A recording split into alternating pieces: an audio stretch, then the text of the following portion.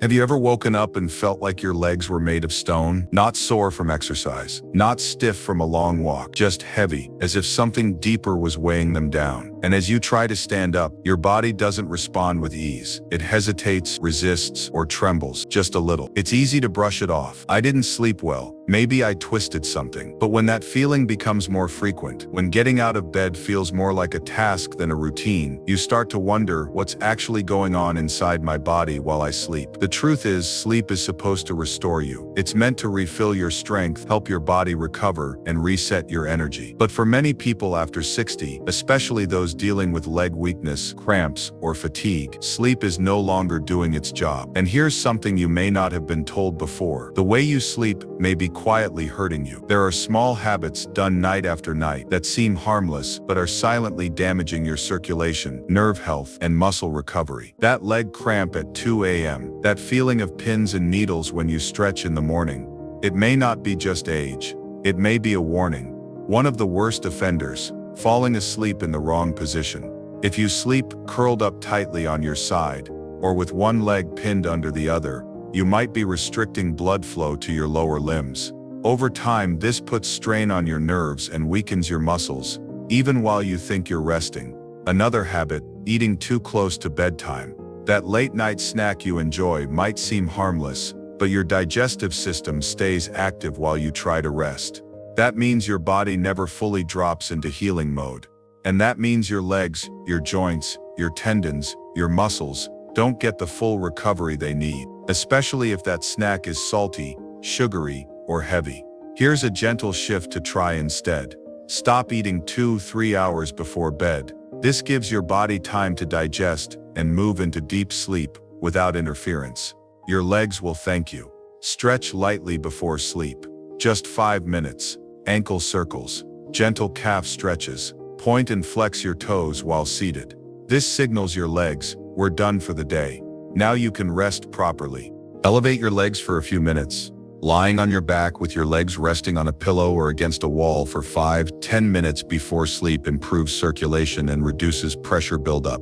These small adjustments aren't just bedtime tips. They're physical love letters to the body that's carried you for so long. And they matter now more than ever, because your body isn't just tired, it's been trying to tell you something. It's asking you to notice, to care, to shift. And while these physical habits are important, they're not the whole picture. Because sometimes your legs feel tired even after a full night's rest. Sometimes the ache isn't in your calves, it's somewhere harder to name. And maybe, just maybe, the body feels heavy because the mind is carrying the weight. Have you ever walked into a room and forgotten why? Or paused mid-sentence, grasping for a word that was just there a moment ago? It happens more often now, doesn't it? And while part of you may chalk it up to just getting older, another part wonders quietly, is something wrong with me? Let me gently tell you, no, there's nothing wrong with you. What you're experiencing isn't failure, it's feedback. Your brain, just like your body, needs care, especially during sleep. That's when it organizes your memories, clears out waste, resets emotional balance, and strengthens what you learned during the day. But here's the danger: when sleep gets disrupted, from habits you didn't even realize were harmful, the brain can't do its job. That brain fog you've been feeling, the forgetfulness, the mental pause that didn't used to be there. It's not your imagination, it's the result of nights that don't let your mind fully rest. Let's talk about 2 mental sleep habits that silently drain your clarity. The first is ruminating thoughts before bed, lying there with your mind racing, replaying conversations, worrying about family, or scanning over regrets. This kind of inner dialogue can activate stress hormones, keeping your brain in alert mode. Even if you fall asleep, your brain stays half awake, on guard, unrested. The second is screen exposure too close to bedtime. Yes, even that harmless little scroll on your phone or TV in the background, the blue light from screens sends signals to your brain that it's still daytime, delaying melatonin and shifting your sleep-wake cycle off balance. And for seniors, this effect is even stronger, because the brain's natural clock becomes more sensitive with age. But here's the good news. Your mind is still incredibly trainable. You haven't lost your sharpness. It's just been buried under the weight of sleep habits that don't serve you anymore. So here's what you can do. Starting tonight, try a wind-down ritual. 30 minutes before bed, dim the lights, turn off all screens and let your body and brain know we're slowing down. This creates a mental bridge into deep sleep. Replace worry with pattern. Instead of lying in bed thinking about what-ifs, try a simple rhythm, a few deep breaths, a short poem, a prayer, or even a gentle melody. Repetition gives your brain safety. Do a memory moment before sleep. Recall one good thing that happened today, even something small, like the warmth of sunlight or a kind word. This shifts your brain into a gratitude state, which boosts sleep quality and long-term memory health. Have you noticed it lately? That mental pause that didn't used to be there? You're not alone. And if you feel safe doing so, leave a small story in the comments. Maybe you forgot a word at the dinner table, or maybe you found a new way to remember things. Someone out there might feel less alone because you shared. Because here's the truth. There's something the brain can't solve, something the heart has been holding for years, something unspoken, and maybe that's what's been keeping you up at night. More than the sleep habits, more than the posture or the late-night snack, maybe it's the weight of what you've never said, what you've quietly carried. And now, it's time to bring that into the light. There's a kind of tired that no nap can fix. It's not in the muscles. It's not in the mind. It lives somewhere deeper, in the heart. And maybe you felt it too, lying awake, not because of noise or pain, but because of something quieter. A memory, a regret, a conversation you wish you could go back and change. A person you miss but never talk about. Sleep isn't just about closing your eyes. It's about feeling safe enough to let go. And for many people in their 60s, 70s, or beyond, letting go isn't easy, because you've seen a lot. You've held things in for the sake of others. You've smiled through heartbreak. You've been strong in silence. But here's something no one told you. That strength, it also needs rest. That silence, it leaves echoes. And when those echoes aren't given a place to land, they find you at 2:17 a.m. in the stillness, in the dark. So many seniors are struggling with sleep not because of their mattress, but because of their memories. And that's okay. That doesn't make you broken. It makes you real. It means you've loved. It means you've lost. It means you remember. So tonight, try this instead. Don't just fix your sleep. Forgive yourself into it. Here are 3 gentle practices that speak directly to your heart, not your habits. Speak out loud, even when alone. In your room, just say what's on your chest, as if someone is listening. Because someone is, you are. And that's enough. Hold one memory in silence. Sit with it. Don't fix it. Don't explain it. Just let it rise and pass. That memory may have been waiting for your permission to float away. Do one kind thing for yourself before bed. Not out of duty, but as a gift. Light a candle. Lay out tomorrow's clothes with care. Whisper to yourself, you did enough today.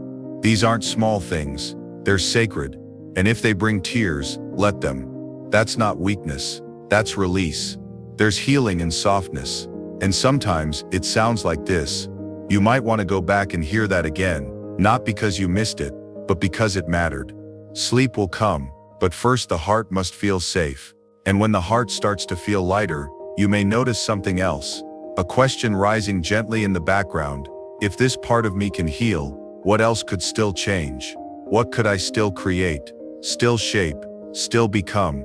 What would peace look like, if you could design it? Would it be a quiet morning with sunlight touching the table? A slow cup of tea with no one rushing you? Would it be a steady rhythm, where nothing feels urgent, and everything feels just right? Here's a truth many forget to tell you. Your future hasn't stopped forming just because you've crossed a certain age. Your life didn't end when the kids moved out. It didn't pause after retirement. It didn't shrink when the phone stopped ringing as often. You are still the author of your story, and this chapter, it might just be the most peaceful one you've ever written. Because now, you know what matters. Now, you choose with wisdom, not pressure. And now, you get to shape your days with intention. And if sleep has been hard lately, maybe it's because your soul is craving that intention again. Not busyness, not plans, but rhythm. Gentle, nourishing rhythm. Here are a few habits that can help shape your nights and your next season into something calm, meaningful, and yours. Walk after dinner. Even 5-10 minutes around your home or down the hallway. It helps your food settle, resets your nervous system, and tells your brain, we're winding down now. Reflect for a few minutes before bed, not just with thoughts, but with presence. Ask, what made today beautiful? Or what felt heavy today, and can I put it down? Let go of perfection. If the dishes are still in the sink, that's okay. If you didn't call everyone back, that's okay too. Peace isn't built from doing everything right. It's built from being okay, even when you don't. You don't need to chase life anymore. Now, you get to walk beside it. Because here's the deeper truth. This isn't just about sleeping better. It's about living softer, waking up with less tension, moving through your day with fewer burdens, and ending the evening with a quiet heart, not a restless mind. You're not just preparing for another night. You're creating a way of life, a gentle rhythm that feels like home, no matter where you are. And here's something to reflect on, just for a moment. What do you want someone to remember about you? Not a title, not a resume, just one thing. Would it be your kindness, your patience, the way you made people feel safe? If you feel comfortable, share it in the comments. One sentence. It might be the most important thing you leave behind. Because in the end, the deepest legacy you ever offer won't be something you owned. It'll be something you lived. Maybe the most important thing you ever pass on is how you made others feel. Right now, wherever you are, take one slow, deep breath. Feel it move through your chest, down into your belly, and out again. You're not rushing, you're not behind, you're here. And maybe for the first time today, your body feels heard, your mind feels seen, your heart feels safe. Because everything we've spoken about, the sleep habits, the physical shifts, the emotional healing, it's all pointing back to one thing, the present moment. That's where change begins. That's where peace lives. That's where you are. Sometimes we search for healing in big answers, but often, the most powerful healing comes from the smallest anchors. Watching sunlight dance on a wall, holding a warm mug between your hands, saying one kind sentence to yourself out loud. You're doing your best, and that's enough. These may seem small, even silly, but they are the doorway back to now. And the now is the only place where sleep can begin. Because stress doesn't live in this moment. Regret doesn't live here. Fear lives in the past or future, never in this exact breath. So let's return to that breath again. Not because you forgot, but because it matters. Breathe in, gently. Hold. Breathe out, slowly. Let it go. This is the moment you get to reclaim your rest. Not with pills, not with struggle, but with presence, with care. Tonight, when you lay your head down, you'll remember, you adjusted your body, you cleared your mind, you softened your heart, you shaped your path forward, and now, you've anchored yourself in the only place that truly exists, this moment. You didn't just learn how to sleep better, you became someone new while learning it. Someone who listens, someone who heals, someone who chooses peace on purpose. You're not done, you're just getting started. And now, one last thing. What's one small gentle thing you'll do today, just for you? Maybe it's drinking your tea slowly. Maybe it's standing in the sunlight for one extra minute. Maybe it's whispering, I'm still becoming, before you fall asleep. Whatever it is, leave it in the comments below. And if this brought you even one moment of calm, like, share, subscribe. Because someone out there, someone just like you, might need this more than you know. Tonight, sleep isn't just rest, it's restoration. And you're worthy of it.